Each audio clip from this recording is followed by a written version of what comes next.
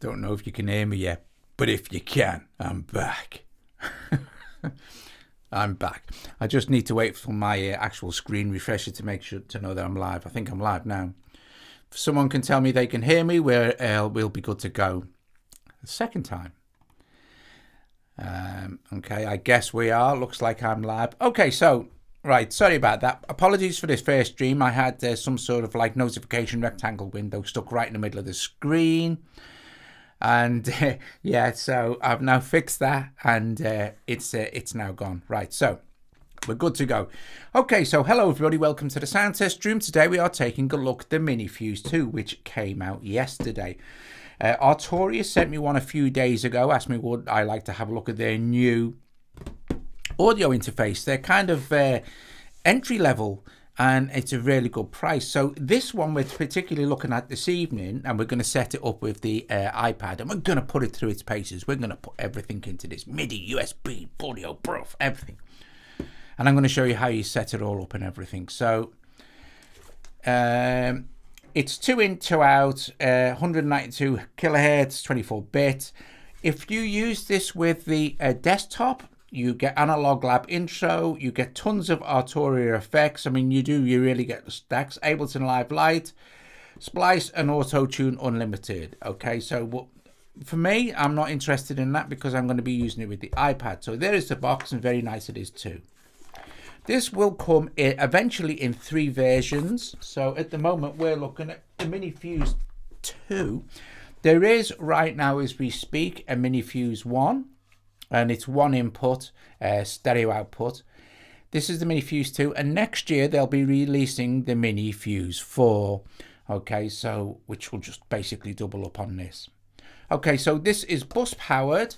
It's really light, but obviously it's really well made. Steel box. You have your basic combination inputs on the front for XLR and 1/4-inch jack.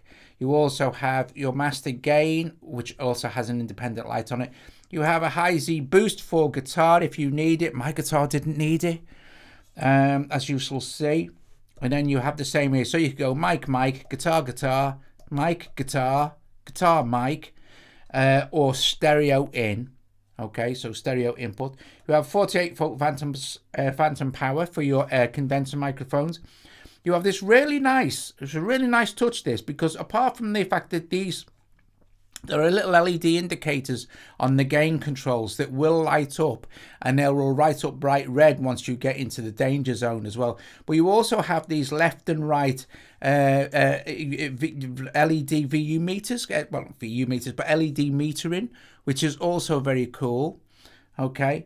Let's see, you have your main volume control. All these knobs are really nice resistance to them, so they're not like spinning around. They really are really nice resistance.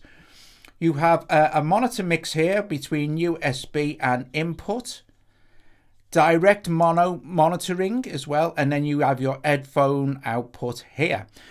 The back of this is where it gets really interesting and really clever. And for €149 or $149, be slightly less in UK pounds, what you get with this is really quite special, because on the back here you can see, here's our main output here, which is a USB-C to B, but you know, we can use our adapters. This one, so as your normal hub would connect to anything, this is what you'd use. Next to this, you have a USB input. This is brilliant. So this is already a USB hub with 1 USB port.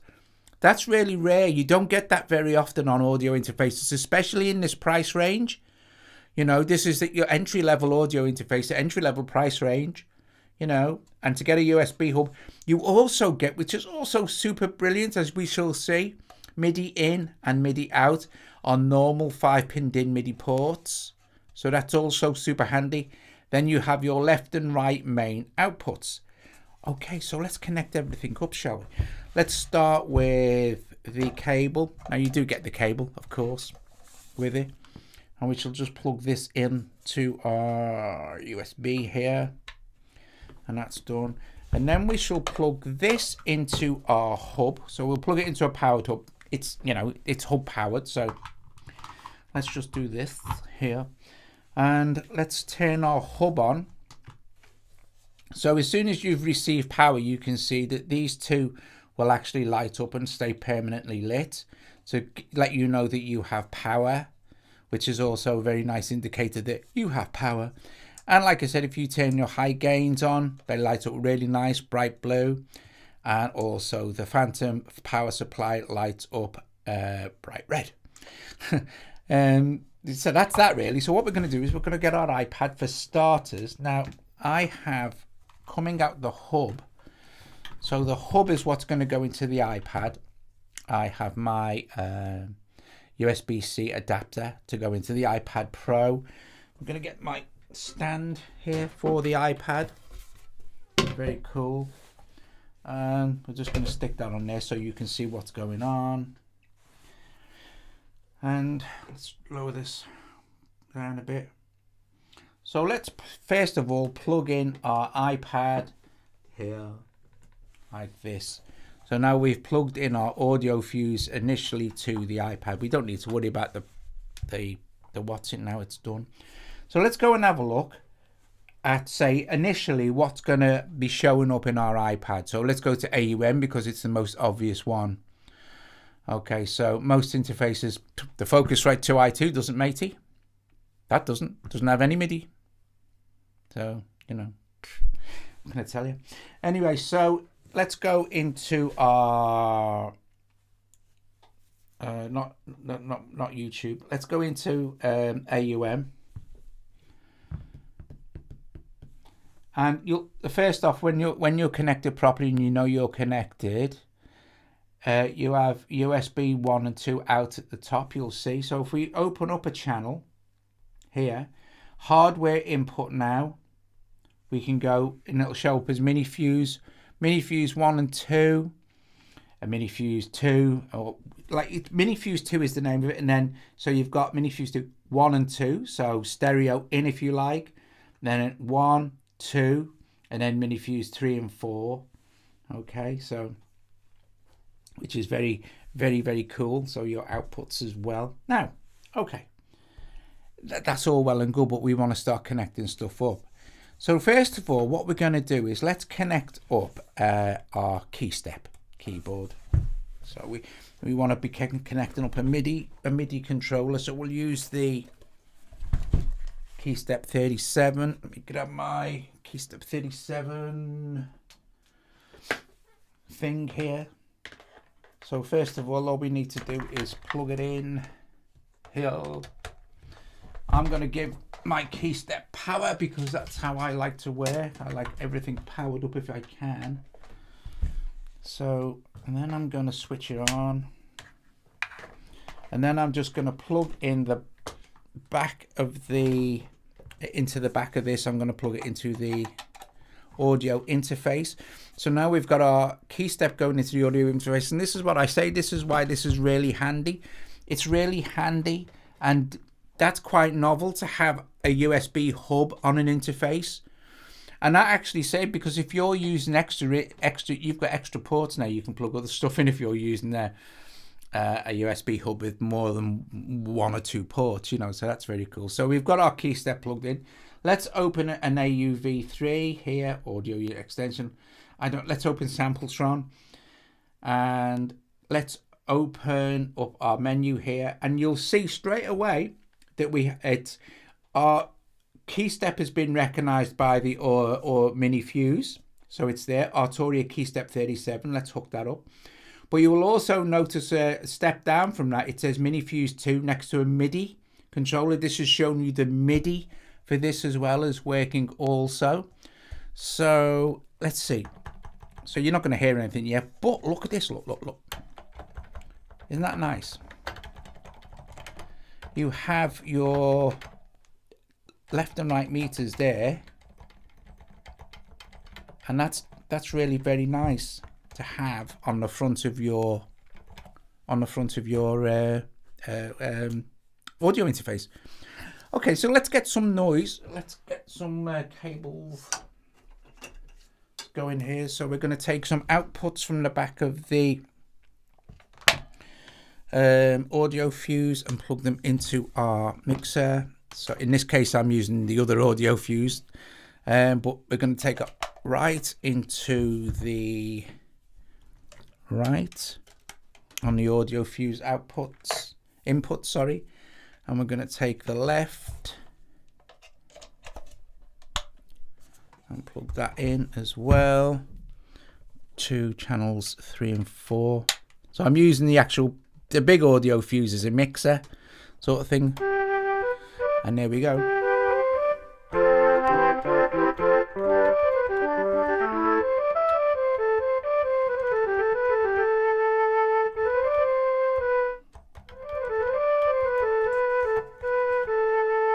Now here's where the output will come in handy, so we can control our output.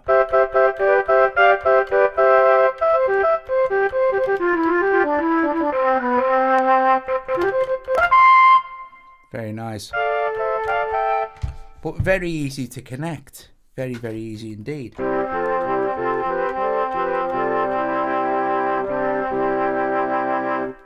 Piece of cake so far, right? Okay, so let's go a little bit further now. Let's leave that there. We'll leave it connected.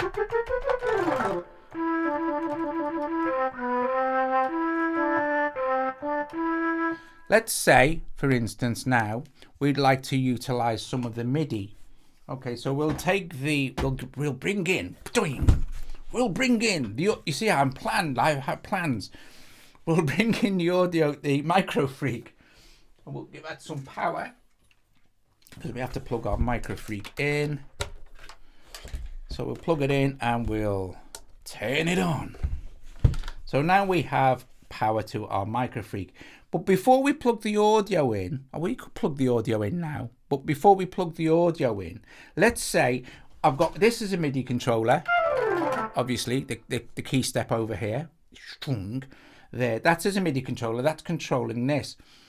But okay, so say I want to use my micro freak as a MIDI controller as well. Hi Russ, how you doing, mate? Say I want to use my micro freak as a MIDI controller as well. This is where it comes in handy, having the MIDI in and out on an audio interface. Okay, so what we're going to do is do that. We're going to plug all the MIDI in for this, and this has several, this has several useful things. Right now, on the back of the micro freak are these little miniature kind of MIDI connectors that have the 1/8-inch connector at one end and then the MIDI thing at the other, but they come with the micro freak anyway, so if you've got one you'll know. So what we need to do is we need to plug the output. First of all, we'll do it like this. We'll plug the output, so the output from the MIDI, so MIDI out from there, because we're going to send MIDI out and into the iPad. So I'm going to send MIDI out and connect that to MIDI in, like that. And now I'm going to be able to, I'm getting all cables up here, it's madness, it's madness. So let's select another instrument now. Let's select, say, a Synthmaster 2. I'm going to slow the volume there. And I'm going to send this to where it says MiniFuse. See where it says MiniFuse 2? I'm going to select that there. And now I'm using the MiniFuse as a MIDI controller for Synthmaster 2.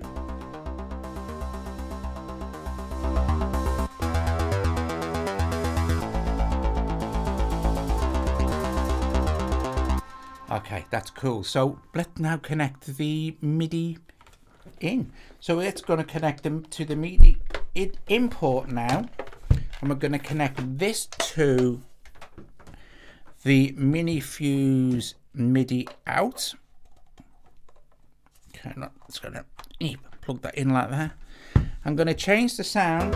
I'm going to change the sound on this to some sort of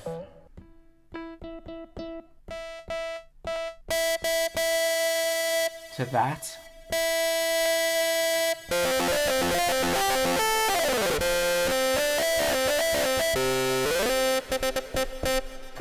So now I've got like I've got the key step playing my Sampletron.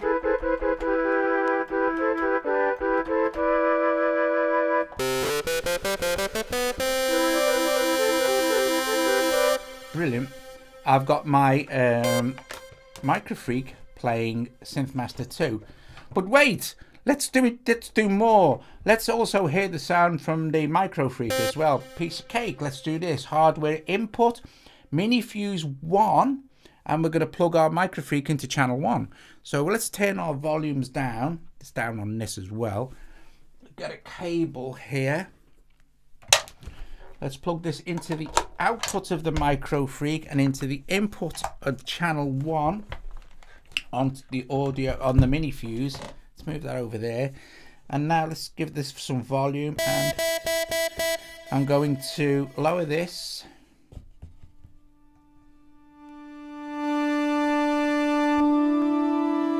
So now we're in number 1.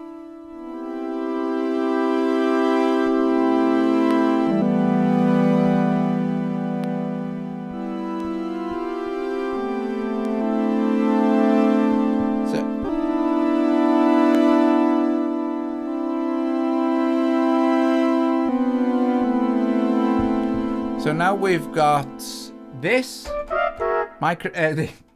this playing this. We've got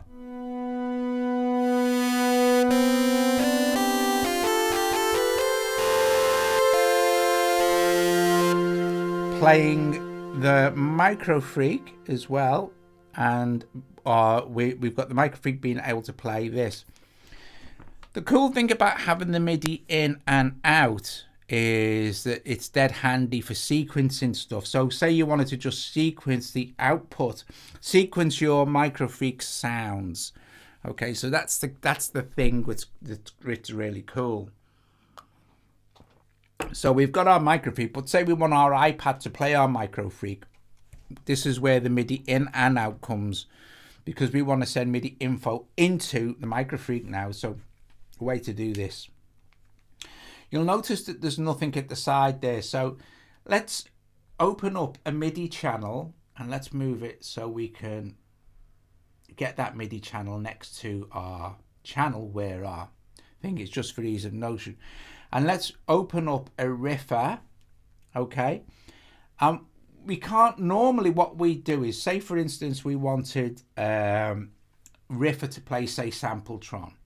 What we would do is say, take it away from, well, we don't need to take it away from the key set, but we need to connect it to riffer, of course, because we want riffer to be our MIDI source for Sampletron. And then that would be, it's a simple case then of just go and say, well, let's just go with E minor, let's generate a sequence, and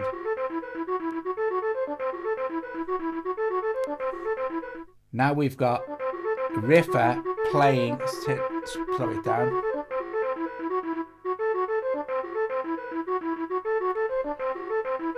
Now we've got riffer playing Sampletron. But say we want riffer, we could also set it to play this as well. So if we set this to riffer and all,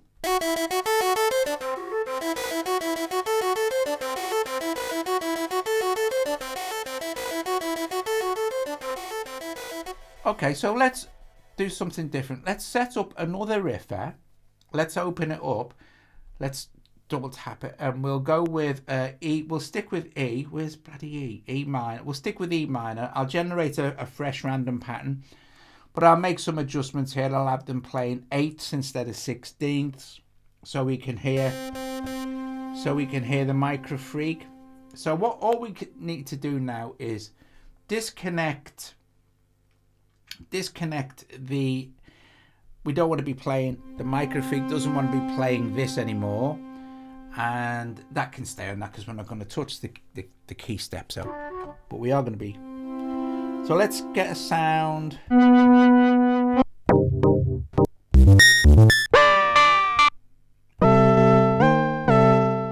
Let's just make this.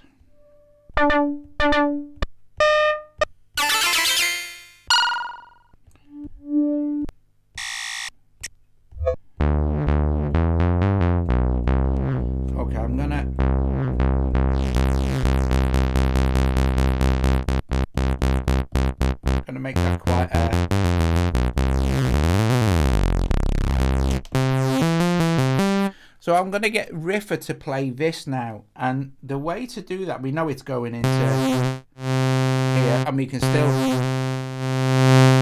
control our levels from the MiniFuse. What we're going to do is, you can, right, it's easier to do this, right? What we need to do is have this be connected to this second Riffer. So we need to go into our routings here. And you can see it there, MiniFuse, right? And we want to be connected to Riffer 2 there, like that. So we look at our the way our matrix works. And now what happens is when we play,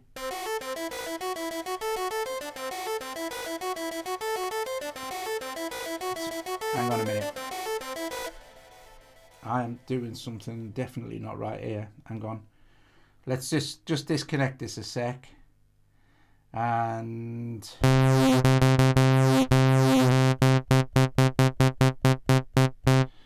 it's weird.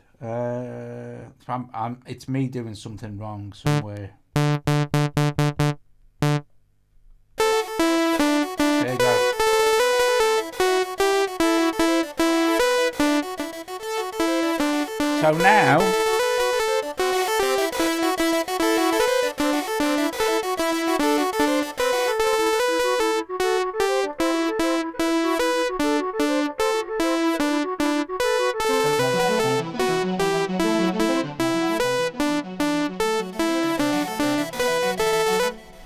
So now, we've got this Riffer playing Synthmaster 2 and Sampletron, this Riffer playing Micro Freak, and all being routed through the Arturia MiniFuse 2. Right, so last thing to check is, let's do another audio input. And when you think about it, they're at a really good price point now. You know, the Arturia, they're not paying me for this, so, and it's my opinion. I can say what I like about it, but there's nothing to dislike, not at the price they're selling it at. You know what I mean? So what I've got here is a wireless guitar controller. So I'm going to plug that in, switch it on first. And it'll start to flash, and I'll turn the one that's plugged into my guitar. I'm going to pick this up. This might be out of tune, but all it is for is the, actually, so start flashing now. So now in number 2, we're going to open another audio channel. Sorry, hardware input. And we're going to choose number 2 here. And now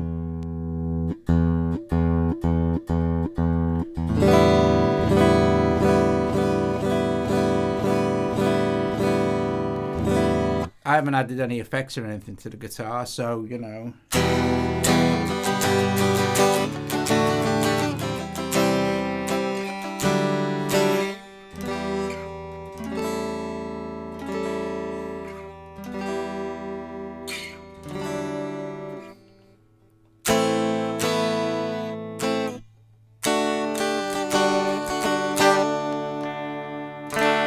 So that's just the clean sound of the guitar, nothing else.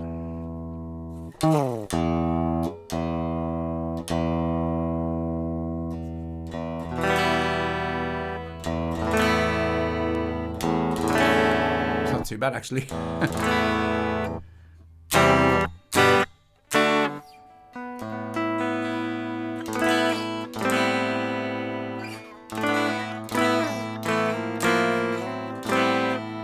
You can see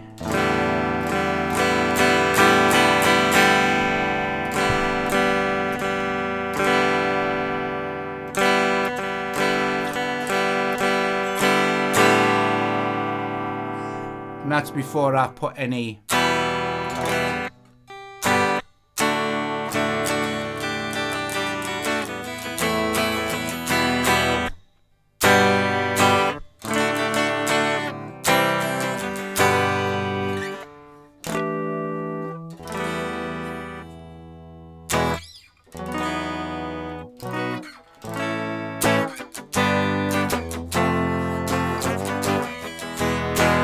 anyway, so awesome stuff. It's great.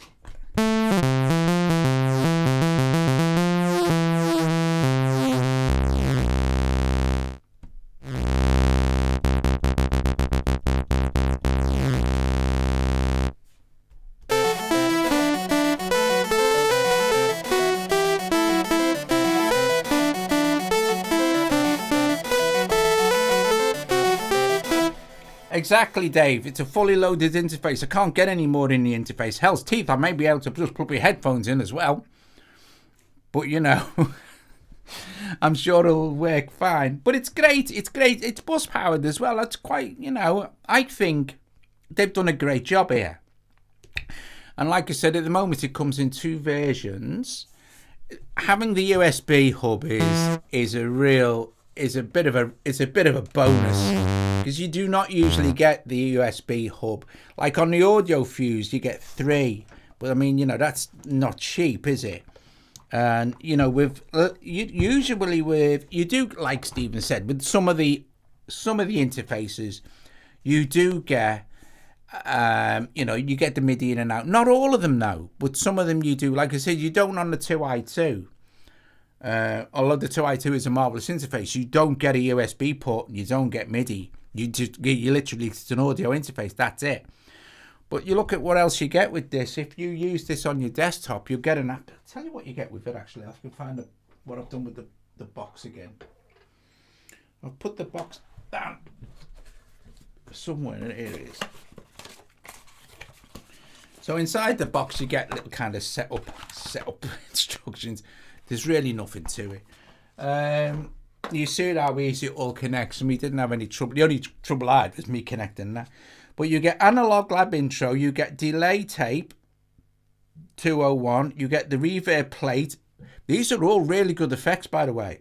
You get the chorus, the Juno 8 chorus, and you get a preamp 1973 preamp if you're on desktop and then Ableton, and some other bits and pieces you get.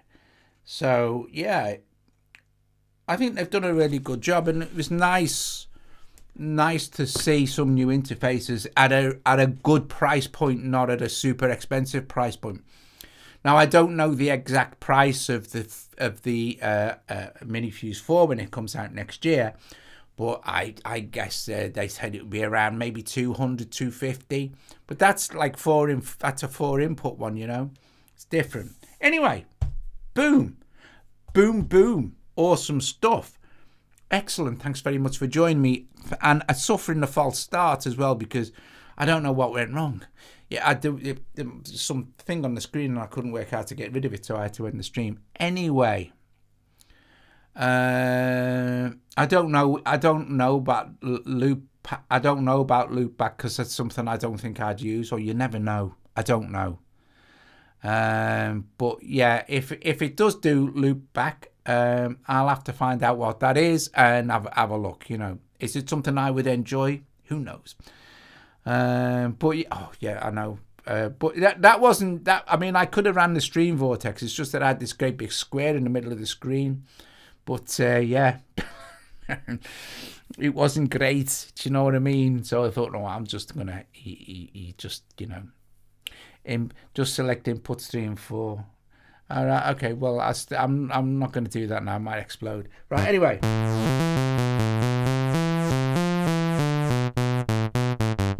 I'll try loop. I'm going to try loop back, Sam, when you get an iPad Pro. That's a plan. Right. Anyway, guys.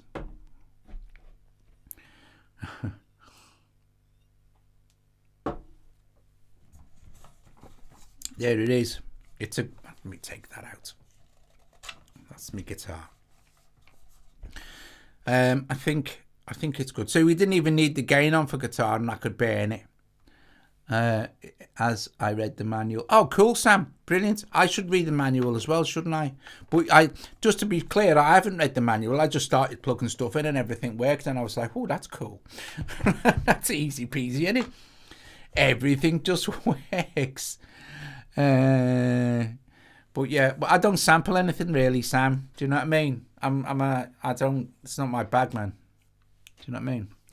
Anyway, and I certainly wouldn't sample YouTube. It's illegal. Just want you to be clear on that, all right? Let's see. Right, okay. Guys, bless you all. Thank you very much for joining me, where we took a look at the Arturia MiniFuse 2 and how to set it up with your iPad. Absolute piece of cake. Of course, easier to show you with AUM because everything's on screen, but it's the same for everything. You know, But yeah, Awesome. Ah, I see, Sam. Is that what you're on about? Right. Oh, I can't blink and what's it now? But hardware input. Like 3 and 4. Here, these 3 and 4. Although it's only got 2 inputs, you select 3 and 4. I'm going to have to do some research, mate. Might be really cool.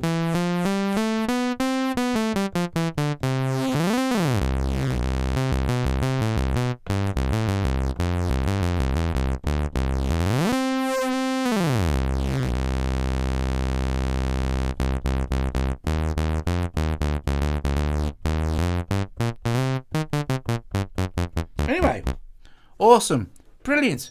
I'll give you a few minutes to say ta-ra to each other. Well, I do absolutely nothing at all. And thanks so much for watching. Brilliant. Audio Fuse 1 or a MiniFuse 1, Sam? Anyway, brilliant. Yes, right. Awesome. Don't really know what else to say, except that it's really good, and we loaded up full. We pushed it to its limits of what it can do, apart from this loop back thing, but anyway, cool beans, top job. Guys, I will see you later. Thanks so much for watching me. I'll give yourself about a minute to say ta-ra. I'll turn the mic off and stuff like that. Brilliant. See you all later. Ta-da!